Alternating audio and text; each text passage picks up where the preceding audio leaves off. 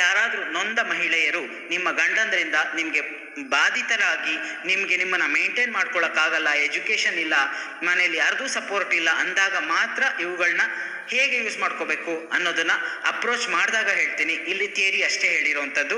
ಈ section 16 to 23 of domestic violence act ನಿಮಗೆ ಪರಿಹಾರಗಳು ಸಿಗುತ್ತೆ. Civil nature, civil relief, criminal flavour ಇರುವಂಥದ್ದು. ಇದನ್ನು ಅಷ್ಟೇ, ಇದು ಆರ್ಡರ್ ಆದಮೇಲೆ ಗಂಡಂದ್ರು ಅಷ್ಟೇ ನೀವೇನು ಹೆದರ್ಕೊಳ್ಳೋಕ್ ಬೇಕಾಗಿಲ್ಲ. ಹೆಂಡ್ತಿಯರ್ದೆಲ್ಲ ಹೇಳ್ಬಿಟ್ರು ಇವರು ನಮಗೆ ತೊಂದರೆ ಆಗುತ್ತೆ ಅಂತ.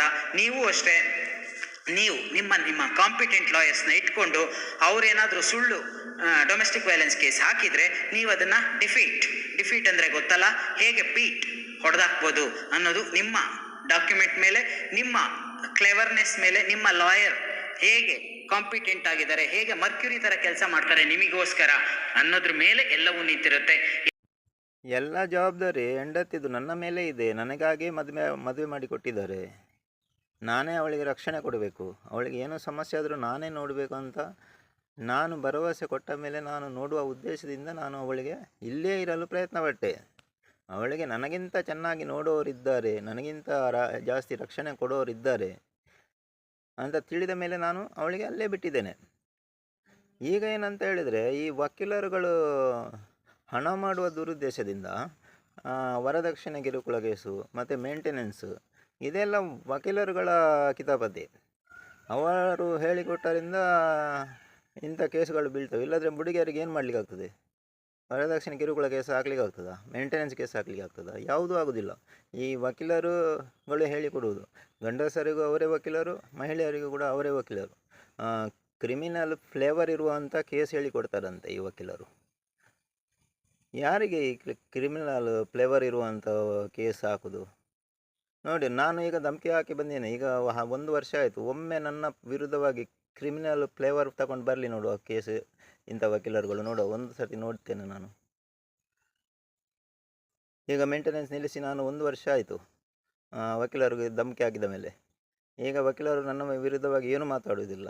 ನೋಡುವ, ಇನ್ನೊಮ್ಮೆ ಬರಲಿ ಕ್ರಿಮಿನಲ್ ಫ್ಲೇವರ್ ತಗೊಂಡು ವಕೀಲರು ಯಾವ ಥರ ಬರ್ತಾನಂತ ನೋಡ್ತೇನೆ. ಈ ಸುಳ್ಳು ಕೇಸು ಹಾಕುವುದು ಕೂಡ ಅವರಿಗೆ ಅಭ್ಯಾಸ ಆಗಿ ಹೋಗಿದೆ. ಯಾರು ಮಾತಾಡೋದಿಲ್ಲ ಇವರಿಗೆ, ವಕೀಲರುಗಳಿಗೆ ಕೋರ್ಟಿಗೆ ಹೊಕ್ಕಿ ಹೊಡೆಯಿರಿ, ಆವಾಗ ವಕೀಲರುಗಳು ಇಂಥ ಸುಳ್ಳು ಕೇಸು ಹಾಕಲು ಪ್ರಯತ್ನ ಪಡುವುದಿಲ್ಲ. ಈ ಪೊಲೀಸರು ಕೂಡ ಇಂಥದ್ರಲ್ಲೇ ಭಾಗಿಯಾಗಿದ್ದಾರೆ. ಮಹಿಳಾ ಮಂಡಳಿ ಕೂಡ ಇದರಲ್ಲಿ ಭಾಗಿಯಾಗಿದೆ. ಎಲ್ಲರಿಗೂ ಕೂಡ ಇದೇ ಚಾಳಿ ಹಿಡಿದು ಹೋಗಿದೆ. ಮಹಿಳೆಯರಿಗೆ ವರದಕ್ಷಿಣೆ ಕಿರುಕುಳ ಕೇಸ್ ಹಾಕಿಸಿ ಪುರುಷರಿಗೆ ಎಲ್ಲ ತೊಂದರೆ ಕೊಡೋದು. ಮತ್ತು ಎಲ್ಲ ಪುರುಷರು ಕೂಡ ಸರಿ ಇಲ್ಲ ಇದ್ದಾರಂತ ಹೇಳೋದಿಲ್ಲ.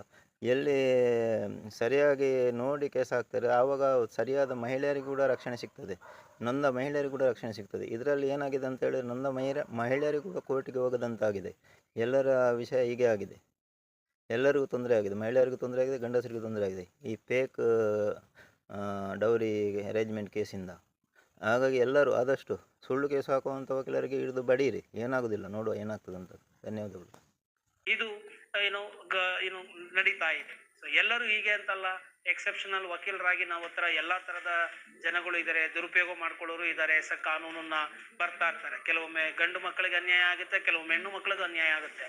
ನಾವು ವಕೀಲರು ನ್ಯೂಟ್ರಲ್ ಆಗಿ ಇರ್ತೇವೆ. ನ್ಯಾಯ ಎಲ್ಲಿದೆಯೋ ಅದನ್ನ ನಾವು ನಮ್ಮ ಕಕ್ಷಿದಾರರನ್ನ ನಾವು ರಕ್ಷಣೆ ಮಾಡುವ ಸಲುವಾಗಿ ಕಾನೂನನ್ನು ಉಪಯೋಗಿಸ್ಕೊಳ್ತೇವೆ. ಸೊ ಯಾರಾದರೂ ನೊಂದ ಮಹಿಳೆಯರು ನಿಮ್ಮ ಗಂಡಂದ್ರಿಂದ ನಿಮಗೆ ಬಾಧಿತರಾಗಿ ನಿಮ್ಮನ್ನ ಮೇಂಟೈನ್ ಮಾಡ್ಕೊಳಕ್ಕಾಗಲ್ಲ, ಎಜುಕೇಶನ್ ಇಲ್ಲ, ಮನೇಲಿ ಯಾರ್ದೂ ಸಪೋರ್ಟ್ ಇಲ್ಲ ಅಂದಾಗ ಮಾತ್ರ ಇವುಗಳನ್ನ ಹೇಗೆ ಯೂಸ್ ಮಾಡ್ಕೋಬೇಕು ಅನ್ನೋದನ್ನ ಅಪ್ರೋಚ್ ಮಾಡಿದಾಗ ಹೇಳ್ತೀನಿ. ಇಲ್ಲಿ ಥಿಯರಿ ಅಷ್ಟೇ ಹೇಳಿರುವಂಥದ್ದು. ಈ section 16 to 23 of domestic violence act ನಿಮಗೆ ಪರಿಹಾರಗಳು ಸಿಗುತ್ತೆ. Civil nature, civil relief, criminal flavour ಇರುವಂಥದ್ದು. ಇದನ್ನು ಅಷ್ಟೇ, ಇದು ಆರ್ಡರ್ ಆದಮೇಲೆ ಗಂಡಂದ್ರು ಅಷ್ಟೇ ನೀವೇನು ಹೆದರ್ಕೊಳ್ಳೋಕ್ ಬೇಕಾಗಿಲ್ಲ. ಹೆಂಡ್ತಿಯರ್ದೆಲ್ಲ ಹೇಳ್ಬಿಟ್ರು ಇವರು ನಮಗೆ ತೊಂದರೆ ಆಗುತ್ತೆ ಅಂತ. ನೀವು ಅಷ್ಟೇ, ನೀವು ನಿಮ್ಮ ಕಾಂಪಿಟೆಂಟ್ ಲಾಯರ್ಸ್ನ ಇಟ್ಕೊಂಡು ಅವ್ರೇನಾದರೂ ಸುಳ್ಳು ಡೊಮೆಸ್ಟಿಕ್ ವೈಲೆನ್ಸ್ ಕೇಸ್ ಹಾಕಿದರೆ ನೀವು ಅದನ್ನ ಡಿಫೀಟ್ ಅಂದರೆ ಗೊತ್ತಲ್ಲ, ಹೇಗೆ ಬೀಟ್ ಹೊಡೆದಾಕ್ಬೋದು ಅನ್ನೋದು ನಿಮ್ಮ ಡಾಕ್ಯುಮೆಂಟ್ ಮೇಲೆ, ನಿಮ್ಮ ಕ್ಲೆವರ್ನೆಸ್ ಮೇಲೆ, ನಿಮ್ಮ ಲಾಯರ್ ಹೇಗೆ ಕಾಂಪಿಟೆಂಟ್ ಆಗಿದ್ದಾರೆ, ಹೇಗೆ ಮರ್ಕ್ಯುರಿ ತರ ಕೆಲಸ ಮಾಡ್ತಾರೆ ನಿಮಗೋಸ್ಕರ ಅನ್ನೋದ್ರ ಮೇಲೆ ಎಲ್ಲವೂ ನಿಂತಿರುತ್ತೆ.